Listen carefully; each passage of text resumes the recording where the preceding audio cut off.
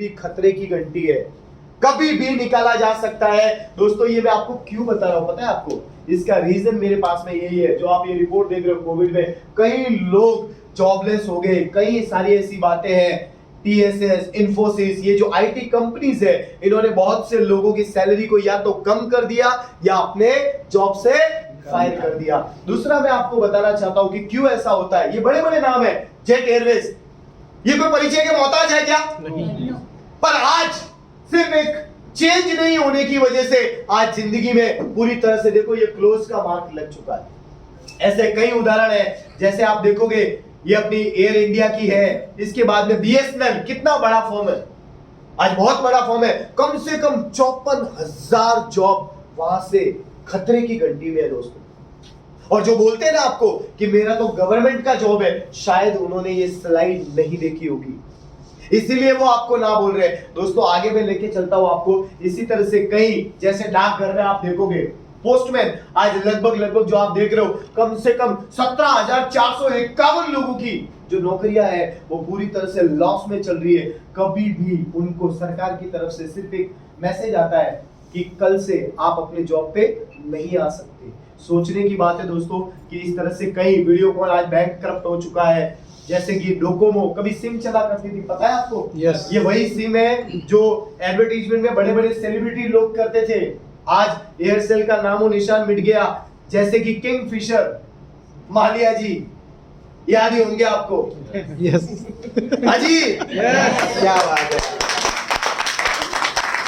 तो ये ऐसा क्यों हुआ?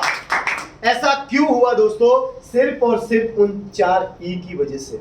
और ये 4 ई सिर्फ नेटवर्क में काम नहीं करते, ये 4 ई आपकी पर्सनल जिंदगी में भी काम करते हैं। हाँ जी, आपकी पर्सनल लाइफ में भी काम करते हैं। मैं आपको आगे लेके चलता हूं कि एम्प्लॉयमेंट, बेरोजगारी कितनी देर से बढ़ रही है। क्या आपने कभी सोचा?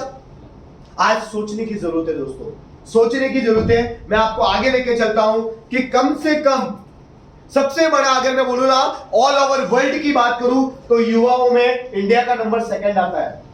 आप मेरी बात से मानते हो? सबसे पहला चाइना आता है, सेकंड इंडिया आता है। और आज भी एमकॉम से लेके बड़ी बड़ी डिग्रियां हासिल करने वाले लोग, ये यूपी का बहुत ही प्यारा दृश्य है। और बात यूपी की नहीं है, ये सब की है।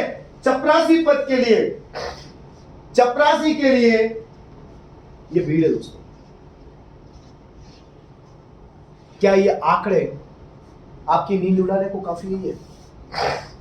हेलो, यस क्या ये आंकड़े आपकी नींद उड़ाने को काफी नहीं है? अगर आपको अभी भी यकीन नहीं होता है, मैं आपको आगे लेके चलता हूं दोस्तों। 10 लाख लोगों पर अभी भी जीएसटी का खतरा, हर चीज का खतरा। आगे मैं आपको बताना चाहता हूं कि इंजीनियर कॉलेज, बड़े बड़े रेप्यूटेड इंजीनियरिंग कॉलेज बंद हो चुके हैं। क्यों ऐसा होता है दोस्तों? मैं आपको सिंपल सी बात बताना चाहता हूं। ये कुछ आर्टिकल से जो मैंने छपा के रखे, देश भर में कम से कम 200 के कार शोरूम थे वो आज खत्म हो चुके हैं पूरी तरह से। बीएसएनएल के कम से कम 10 ऐसे बड़े ऑफिसर जिन्होंने सिर्फ इनकम नहीं मिलने की वजह से आत्महत्या कर दी। और ये मेरी बात नहीं है, सैलरी नहीं आना। यहां पे आप देख रहे हो, कम से कम ये स्लाइड आपको नजर आती होगी, आप देख सकते हो कितनी कंपनियां बंद हो चुकी है। पता है इसका रीजन क्या है? मैं आपको सिर्फ रीजन एक बताता हूं।